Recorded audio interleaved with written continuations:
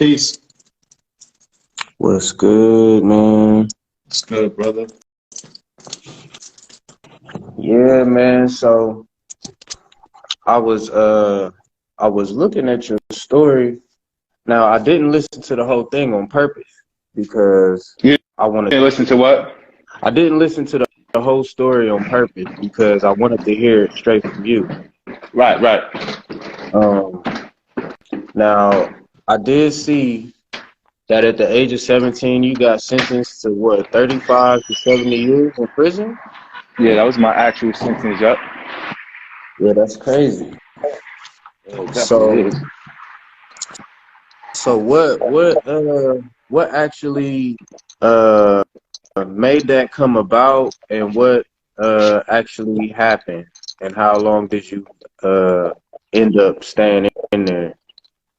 End up doing Yeah. well, you know, being young and stupid, and introduced to the life robbing people. I don't commit petty crimes. You know what I'm saying? Like just being the kid from the hood, trying to make a little extra money, not really having much guidance, and so kind of escalated to robberies, and I had got caught.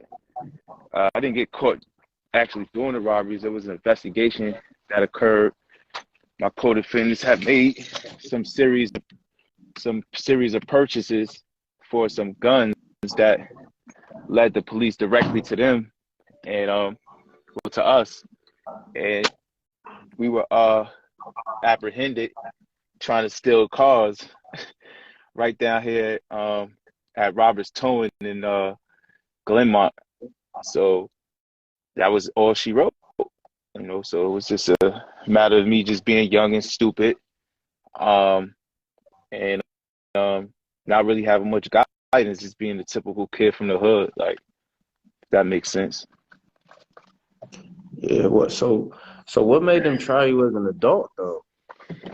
Back then they were very, very hard on individuals who were under 18 who committed crimes as a result of Willie Bosket. Willie Bosket had been a youth at the time that he had killed some people on a train or something in New York City. And as a result of that, they changed the laws to try juveniles as adults for such crimes. And they had like a zero tolerance policy. At that time, Governor uh, George Pataki was the governor of New York State, and he was a hardcore conservative. So conservatism is, you basically fully responsible for your actions, regardless if you 10 years old or you 100 years old. I mean, they at that time didn't have an understanding of uh, adolescent brains and socioeconomic factors that play a part in why people commit crimes. Yeah. Yeah, so how long did you actually end up serving? I ended up serving a total of 24 years, 7 months, and 9 days. Sheesh. Yeah, man. I pretty much grew up in prison. I grew up into Yeah. adulthood in prison. That had been my life since the age of 17, being incarcerated. Hold on. So how long you been out? Right now, I've been out going on a year and a half. Wow. Wow. From the age of 17, just now really getting out. Right, That's right. crazy. Yeah, it So is, man. But it's reality. yeah, yeah, it is what it is. So while you were in there, did you learn anything while you were in there? Like, were you a part of any programs or anything like that? Yeah, absolutely. I could, let's start from the beginning. When I Okay. first went in, you start off at the county, whatever, then you end up going to reception. At least back then, that's how they did it. They changed the protocols now, but I ended up going to a Great Meadow Correctional Facility, and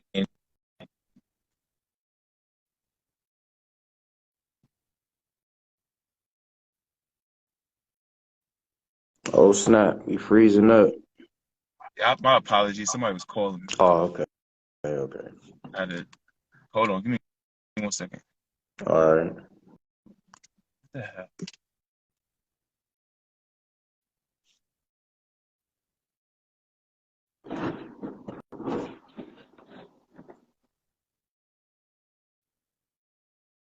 Am I back? Yeah. Yeah, it's Yeah, crazy so, because now lives, it'll show you the whole time while you're doing something. huh? It's crazy. I said on lives now, it'll show you the whole time when you're doing Oh, it. really? Oh, Yeah, so like I can see you like pressing the screen and I everything. didn't know that. That's Yeah. crazy because I'm sitting here trying to like take this phone off my car's Bluetooth and put them in here so I can hear you better. Oh, yeah, yeah. Yeah, all right. So I did that. Hold on.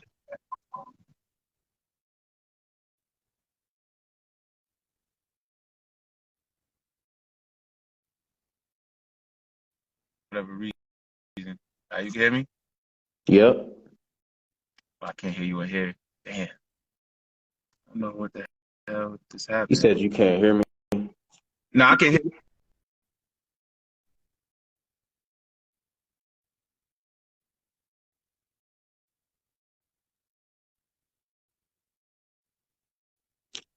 Hello? Yeah, I know All them. right.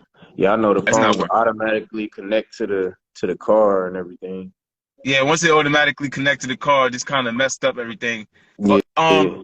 yeah. So when I was in Comstock, I started off basically I had already got my GED before I went to prison, so I didn't need to do that. Um, Okay. they had programs like computer operator. I started working for the metal shop, so I learned to trade. And I just started going to this Black Studies program with these brothers called the Nubians, and I started learning a little bit about Black history and stuff like that. So I participated in that. Um, I ended up getting my legal research certificate when I was like 18, 19. So I was able to work in a little library. But every chance I got, I was just basically improving my education, reading books, studying. But it was really, my relationship with a brother named Conrad, he was a little older than me, but we became real, close friends. And he had introduced me to a group of brothers called the Nubians who were really conscious Black prisoners that really was about something. These was brothers that were incarcerated in the system for a while. That were well known for putting in work, and for people who don't understand what that term refers to is like, if they needed to handle something violently, they handled it. But they were conscious to the point where it wasn't like something they just did indiscriminately or childishly or immaturely. I mean, prison is prison, so of course you have to protect yourself. You got to protect, your comrades, associates, etc. Um, and they was on that type of time, but they were really more focused on just like, education, um, organizing people who were worthy of being organized. And they kind of took me under the wing. And it was because of that influence that I really started, developing um, a love for learning and a love for Black history, a love for like politics, economics, business. Because I didn't have that interest when I was home. I was a kid, like I wasn't focused on none of that. But Yeah, they basically inspired and motivated me to, care about those things. yeah, yeah. That's crazy. Like you spent the whole 20s, everything in there. So, um, dang, there was something specific that I wanted to ask you. Oh, yeah. So I see you doing like some programs for the youth now, and I see you doing music. So is it you doing music, or is it like you promoting other artists, or is it both? Um, Mainly me promoting other artists. I'm just a manager. Um, I don't myself. I'm not a rapper or artist myself, but there had been an incident with one of the young men that I was actually mentoring and managing that kind of like moved me to kind of put my feelings in a song. It started off with anger, being upset, and me just because even though I'm older now, you know, we all have room to grow, to be, you know, to be more mature in the way that we deal with things, and sometimes we fall short.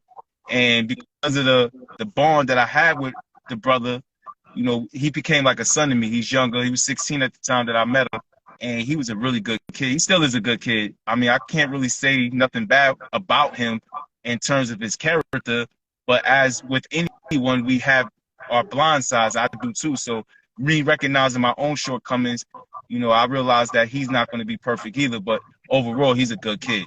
But what happened is at that time, I kind of took it very hard that the bond that we had kind of strained because of him being a kid and me not really accepting the attitudes that kids usually give you when, you know, they become really familiar with you, like the way they might speak to a parent, etc.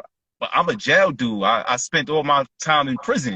You know what I'm saying? So my way that I'm gonna relate to you is gonna be different because that's how we do in jail. Like if you a young man in jail and you violate, it don't matter that you're 16, 17, or 34, you're gonna get checked a certain way because that environment requires it. You know, because if you don't, other people recognize it, and it kind of makes you vulnerable to other individuals thinking that they can talk or speak to you a certain way. Sometimes making that adjustment from prison to out here has been a challenge for me because a lot of people out here are very passive aggressive. They're not direct. It's like they avoid being direct about how they feel or what they think about certain things. So that being the case, my approach can be off-putting to people out here because in jail they teach you to be direct. Say what you mean what you say. If you got something on your chest, yo, this is how I feel. I don't like what you did. And so that style, that approach doesn't really work well with people out here, especially young people. Young people out here I found are not directly confrontational. They've been on social media, text messages and stuff like that. Straight gangster, they'll say whatever. Even I recognize that with him, like, you know, I haven't had personal contact with him in a while, but, you know, over text messages, you know, the way he expresses himself is not the way he used to express himself when we were face to face. So it's like, and I don't take nothing away from nobody like that. I understand that this society now encourages people to kind of socialize and relate to each other through electronic means. And I think that gets a lot of young people in trouble too, because at the end of the day, social media, text messages and stuff like that kind of embolden you to say and do things that you generally wouldn't say or do if not for you know, that medium. That medium kind of makes people feel more secure. You could be in your home, office, etc. And it's like, you know, I'm good. So, you know, you tend to say things that in person you would kind of you know, utilize like social limitations for. So that was a big thing. So when me and him had the falling out, it was over something so stupid and so petty, but the way I checked him on it was extremely directed and aggressive, I guess. And he was really highly offended. You know, I ain't put my hands on him or have any physical confrontation, but, you know, not so many words. I let him know, like, with the way you talking and acting, I'm not tolerating that. And, you know, these kids, they got egos too, and they got prides and stuff like that. So I think I probably wounded his pride a lot, and it just caused for us to have a falling out. And being that I had such a bond and relationship with him, it really impacted me deeply. You know what I'm saying? Because that was my little road dog. Like, you know what I'm saying? I really got love for him, man. So it's like, damn, you know, when I felt like, you know, he slighted me and all this other stuff, I put it in the song. And the song was me being emotional. And I acted out on emotion with the song. But then in further reflection, I realized that I was feeding into a lower energy, a negative energy that wasn't really conducive at all, not to me, not to him, no one. And I began to readjust and recorrect my own and recalibrate my own emotional reaction to a situation that wasn't that serious. And I started letting go a lot of the negative, energies. And this is overall because I was just having issues with all types of things, and I was just really getting to, build up a lot of frustration and anger. And I just started letting it go, and that's when the second song that I, ended up putting out with the help of one of my artists, he co-wrote it with me. That was me just basically tapping into the raw, true emotion, that was pure. You know what I'm saying? That higher emotion that kind of really, I think, reflects who we really are as a people, as individuals and human beings. That some of us, we just don't dig deep enough to get to the root of that value, that deeper emotional aspect of what makes us human. You know what I mean? So that second song, "Letter to My Sons," was like, it was somewhat of a direct, message to him, like, sorry it happened. I mean, so that's what kind of propelled my music career forward. Okay. So I saw one of your posts, and you were talking about a situation where you were on a paper route, and this lady, she decided to attack you physically. Yeah, that was, like, I'm not gonna lie, man. That was, again, that goes to what I was saying about people being passive aggressive. All right, I deliver newspapers for the Times Union, which is the name of the company in this area, overnight. So we have a depot, and in the depot they got these tables, and it's a little confined space. It's not that much room to maneuver. So I bring a few of the young people that I mentor with me, that help them make a little extra money. Some of them are a bit young, and they come from the hood. They haven't really learned how to be respectful. I don't know what it is with these kids, man. It's like, I'll say, excuse me, I'll be polite, whatever, because to me, it's nothing. Like, plus you learn that in prison, you got to kind of be polite because you don't want to offend the wrong person and end up with a knife in your neck. So, I guess maybe a few times when we were there, we take up a lot of space, and some of the kids probably maybe bumped them or was in their way. And instead of them expressing something to me about what was going on, they kind of like just held it in. So this probably went on for a few weeks. Then when I was there by myself, I've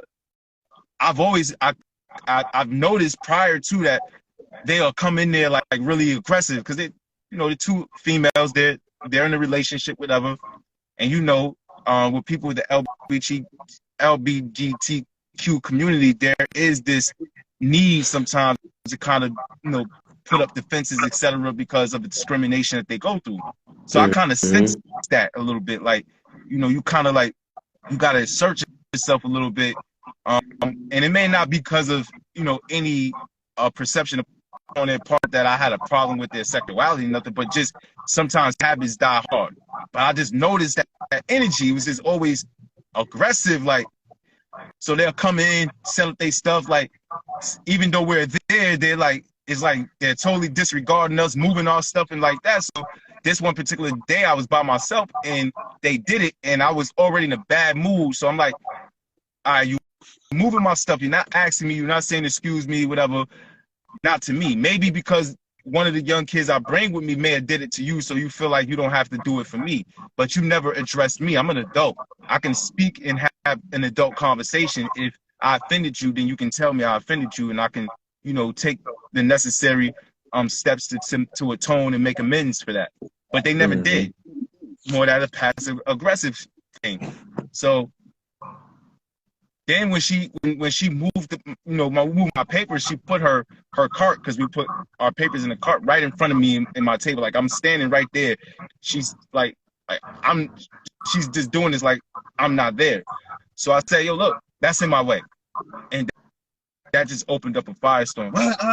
So I knew there was already some pent up energy there. So she's and I'm like, I'm trying to talk to her, kind of like, yo, what's going on? Like, you every day you come in here with an attitude. What? You the one who got an attitude? And it just kept going. And I'm like, what's wrong with you? Like, this ain't that serious. Like, you come in here, all you got to do is communicate, and she's not listening.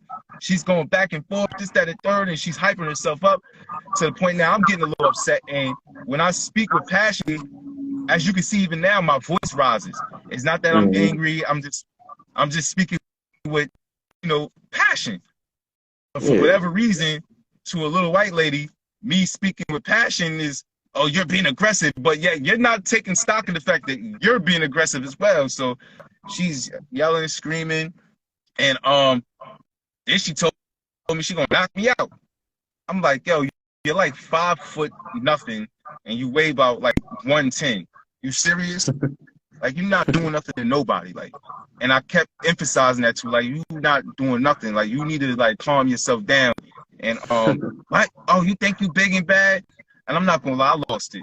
I mean, they just can't. It's just like after like, and this is what happens with me. I will be patient and tolerant with people to a point, and I think that kind of emboldens them. Man, after maybe like 15 minutes of me trying to talk and be rational, that's when the whole other side of me, the N word, came out. I'm like, that kind of made the situation worse. So she got in my face, and I screamed, "Gotta get out my face! Like, get out my face!" And she just wouldn't. She couldn't get it. I stepped back. She got in my face, and then I think she either try to headbutt me or swing on me. And I grabbed her and I pushed her, like, you know what I'm saying? And she stumbled, got up, and she commenced to just trying to hit me. So I got her by her hood, and I'm just dodging everything she's throwing, but she's really trying to hurt me. And I'm like, if one hit, I will destroy this woman. But I know this, but I know while I'm thinking that if I hit, I'm going to jail. And I'm not going to get released for a long time. Because no one's not going to see what she's doing right now. What she's doing right now, she's attacking me.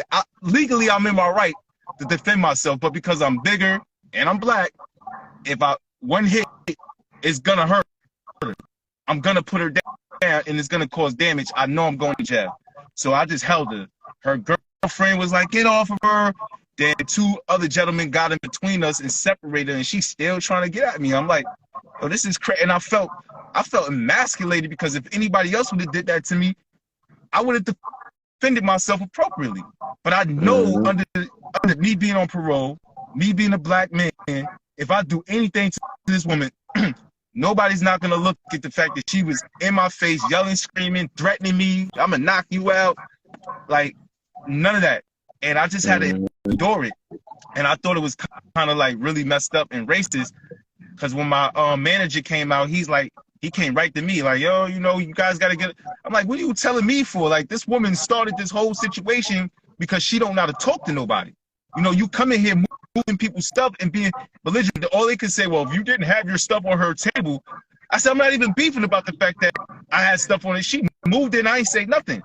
I had the problem that I felt that I needed to speak up was how she was talking to me, and how she just decided to disregard me when I'm trying to explain to her and say to her that what she was doing, I felt some type of way about it. So, but the one manager, like, this would have never happened. Like, you keep trying to put the blame on something that wasn't even a factor. You understand what I'm saying? And that right there just shows the overt racism. And then the same other manager, he told my other manager, he's like, he had an issue with me before. So when that came to my attention, I went directly. I said, you had a problem with me before? He's like, yeah, one day you came in here and you asked me for some papers or something. You seemed irate.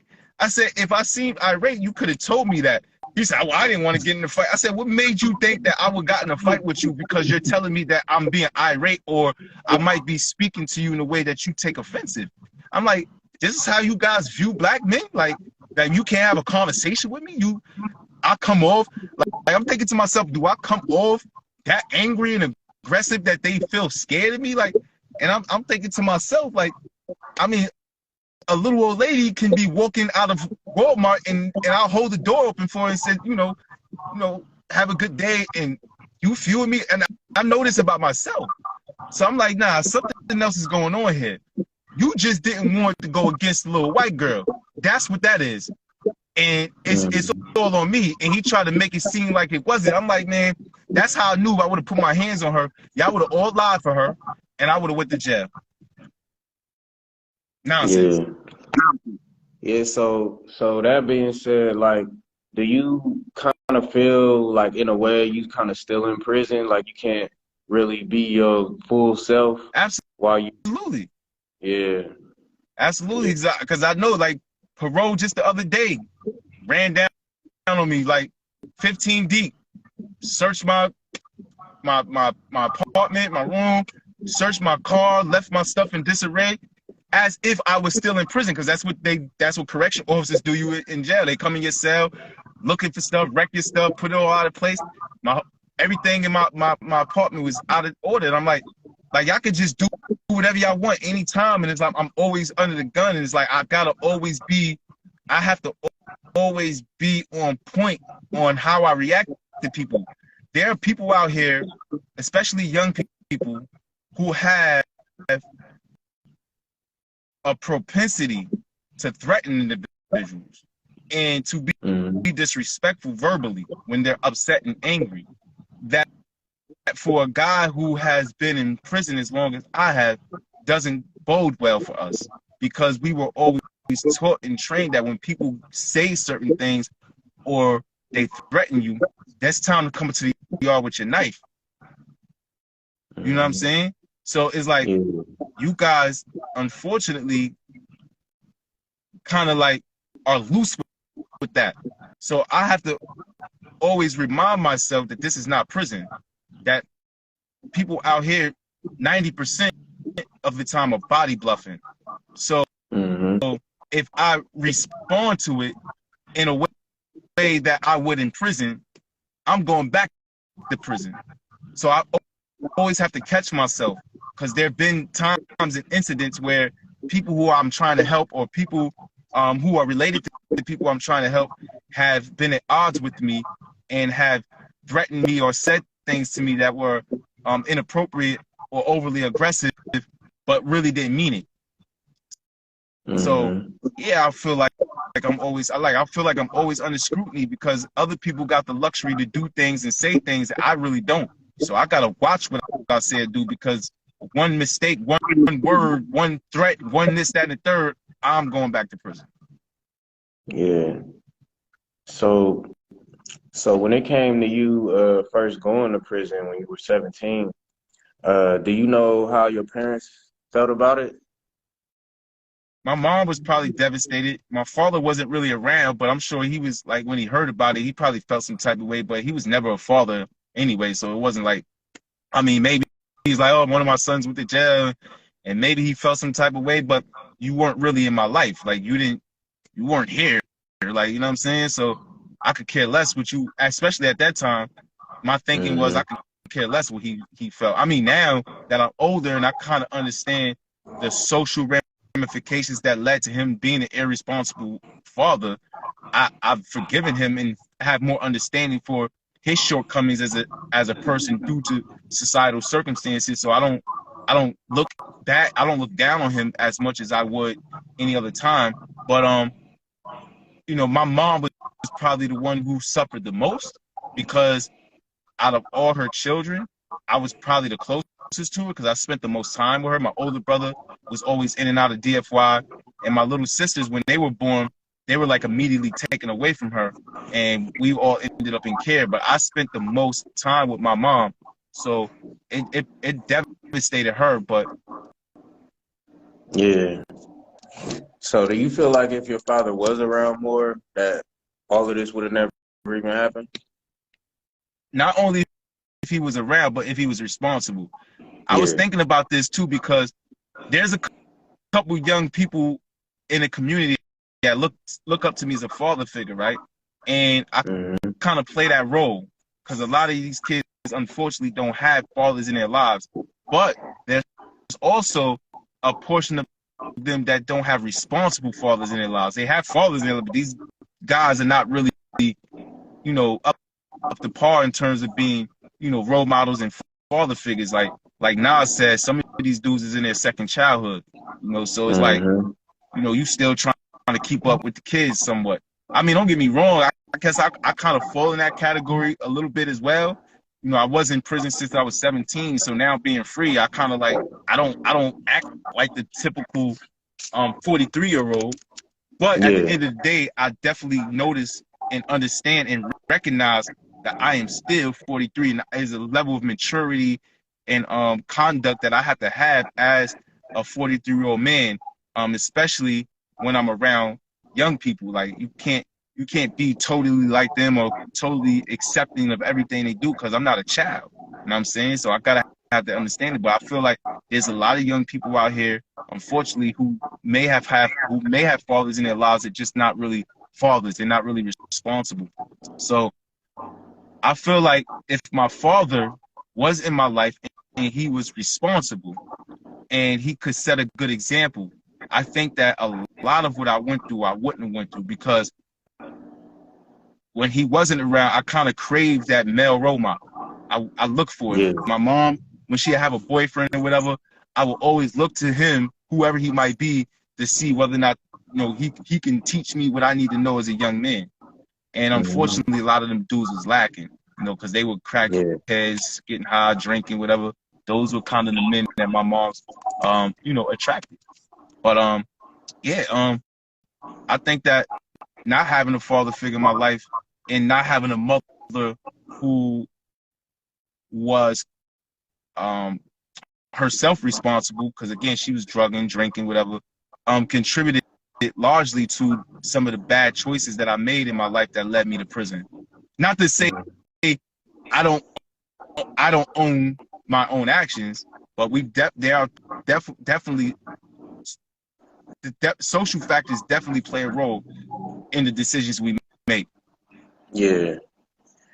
Yeah. So the programs that you have now, like, is there a way that how can people get in contact with you if they want to be, if they want to connect with you and be able to talk to you, and because like you said, there are a lot of people that need father figures, boys and girls, like, because some of these women out here are a certain way because of not having a father around too. Facts. Well, if people want to get in contact with me, they can go through our website, which is www.ufdeez.org. And there is a means by which they can contact us through that. But we also have an email, which is ufdeez@gmail.com. So people could definitely reach out to us at any given time, and I'm always open. Plus, people reach out to me all the time on IG.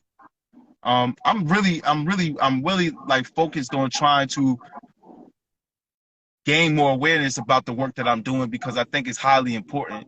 I was just upset Mhm. recently, and I'm about to do a video about it, about how it seems that young people in our communities, black and brown kids in our communities, are not really valued. Like they not valued, bro. Like, let's just keep it 100. Yeah. Nobody really gives a shit about helping.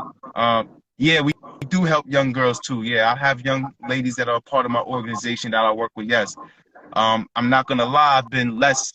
Um, I'm just responding to a question that somebody. So In the before I comments. finish what I'm saying. Um, I've been less. Um, I won't say focused. I haven't been as focused on trying to address or deal with or recruit young ladies because of the, I'm a man. I'm a 43-year-old man that been out of prison. I feel like, there's already questions about why I help young men. Like, you know what I'm saying? Which is Mhm. corny as, so Right. can you imagine young ladies? Like, you know what I'm saying? There's always going to be people who are going to question your motives. Why do you, da, da, da, da. So it's like, I Mhm. need females that are willing to be a part of my organization and to help me with the females. Because I feel like just to kind of keep it leveled and to ensure propriety that is necessary for me to have more older females involved in my organization before I start reaching out to younger women. I do have a couple of them that are part of my organization, but I tried my best to be a mentor to them, but I'm always constantly aware of the stigma, and I don't want that to affect or impact. Like one time, two of the young women that I was mentoring, I had in the car, and it was like I was taking them to a party. They wanted to go to a party, whatever. And one of them was rapping. She was an artist of mine, and I'm not gonna lie, the song that she was rapping was kind of, Yeah. a little too raunchy, I guess. I thought flat that, some older women that, why you got these little girls in your car? I'm like, yeah, we won't be doing that no more. Like what I'm saying, so it's like I don't want the bull nonsense. So I need females that are interested in being involved in an organization like mine to help me with the females, because Mhm. I believe that the females, especially nowadays, I'm not gonna lie, young women that I'm seeing now, they're like little dudes. Like, I mean, they're like super aggressive now. They're fighting more. I Yeah. never seen this when I was growing up. I mean, you had one or two young ladies that was really aggressive. She'll fight, but now it's almost like a lot. They do it a lot, and I think that has a lot to do with the lack of father figures around, etc. And them just trying to navigate a man's world. Like, I don't know. It's just messed up. I feel like females, unfortunately, young females in particular, get a bad rap, and I do hope to be able to provide more services to them through my organization. But to get back to the initial question that you said about how people can get in contact with us, I thought I pinned my I yeah, here we go. If Um, you type it in, I could pin it. I typed it in already, but I'll type it in. But people can get at us through this website and learn more about our organization through this website. There it is, right there. That's our website, and they can email us at that ufdeez@gmail.com, and they can just hit me up on Instagram if they have any questions, comments, etc. Man, I need all the help I can get in bringing awareness. Man, I got a couple videos on my page that kind of give better understanding about the philosophy that I live by and that I'm trying to promote through this organization. But to put it in a nutshell, I'm trying to build a movement of very successful young black entrepreneurs that work together um, for the purposes of enriching ourselves, first economically, then socially and politically. My thing is, I want to teach people, especially young people, how to get to the bag and how to do so as a collective, because there's a huge racial wealth gap that exists in America, one. And I think that racial wealth gap plays a big part in the social degradation of our communities. There is a lot of people in our communities that don't have the resources to address some of the social problems that exist in our communities. And that's why we see it. Like, for instance, and this is why I was upset. Two young, well, I've heard now was three young men were shot at, two were grazed, one of them was shot in the face. This young man was a young man that I was mentoring through another organization and was trying to bring into my current organization. And when I wanted to find out what was up with him, so I thought that the news would have information. So I went, searching on the internet to see what was reported, because it had been several hours that had passed when this situation occurred. So I'm like, there has to be some news on it. Nothing. Nothing. So I contacted a reporter friend of mine, and I'm like, yo, did one of the young men that got shot that died, I know him, because they usually call me and want to do an interview about it, like, what do you think of what can be done? And she didn't get back to me for several hours and said, oh, I didn't hear nothing.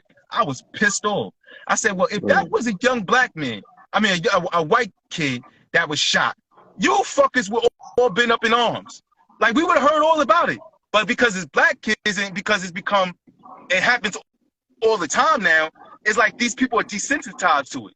It's like y'all have no solutions. Governor Hochul in New York State, she's the governor. She was talking about it. She's like, we need to do something about this violence that's going on with these kids, blah, blah, blah. Nothing came about it. You got these local politicians, when something happens, they're getting do a 60-second soundbite. Oh, we need to do this, that, and the third, and nothing happens. The resources are there, the money existed, but it's not being poured into our communities because they don't want to make black and brown kids competitive with white kids. That's just that. It's okay. It's okay that black and brown kids gangbang. It's okay that black and brown kids get high, that they underachieve in school, because it makes it easier for white kids to better outcompete. They don't want it. It's too much. There's only but so much room at the top in a capitalist system that's is constructed like a pyramid. You can't have too much competition that is effectively competitive with your demographic. So the system is designed, it's structurally designed for black and brown kids to fail.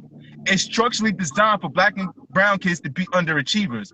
It's structurally designed for black and brown kids not to learn about entrepreneurship, how to start businesses, how to get to the bag. UFD's here to correct that. I'm here to show these young people that they can use their skills in rapping, they can use their skills and know how to cut hair, if you want to be a model, whatever your abilities are, whatever your ideas, that if we work together and take some of the concepts that I've been learning in prison, like the mastermind, or, you know, how to work together with people to achieve significant financial gain individually, if I can teach enough young people in this community, that we will take over this whole town. Like, money talks.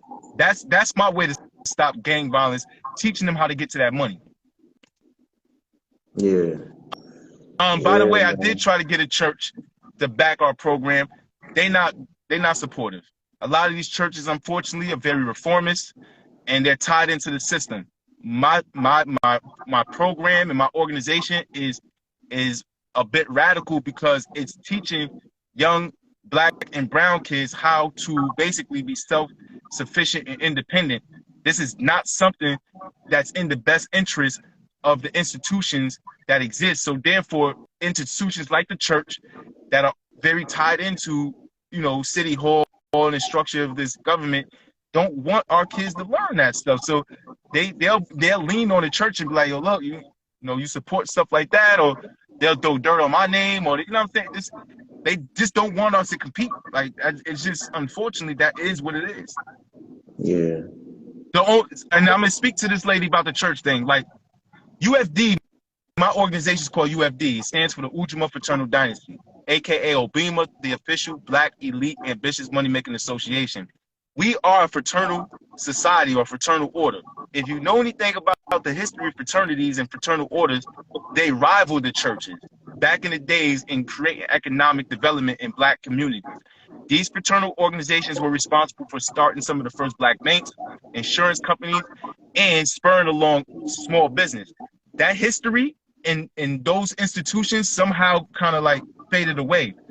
So what was left is the churches. Unfortunately, everybody doesn't have the same religious belief. They're not of the same denomination. So you need a secular organization that can bring people together despite religious beliefs, and help them pool their resources together to invest back in like those things that we did. If we get if we can get 1,000 people right now, 1,000 black people together to pay $50 a month in membership dues, that's $50,000 a month that can be used towards investing in each of these small businesses that members have, and we can make things happen. You can easily take a $50 a month investment and turn that into $10 million in a year. Like, it's not that hard. Like these people write books about it. Like, that's the one thing about prison. If you really want to learn, a prison will sit your ass down and you can read a book. They tell you in books how to do it. Like, these people do this. They tell you in books how to go about building economic stability. The Jews did it. They stick together. They pool their money. They invest in each other. They figured it out. That's the reason why they're the biggest minority in America. They're the smallest minority in America. They got like 6, 7, 8 million people. We have like 40 million, and they're out beating us. They're out competing us economically. How? It's because they know how to invest their money in each other. You know, they know how to keep their money with each other. We as a people spend all our money out of our communities. We don't know how to. I spend my money. I invest in these kids. At least 85% of the money I make when I was working 2 back-breaking jobs go to the kids I work with. My car that I'm in now, about 85% of my car is used to help these kids. Like, that's what we need to do. We need more of that, and then that's when you see the residuals from that, because the greatest investment you can make is in people.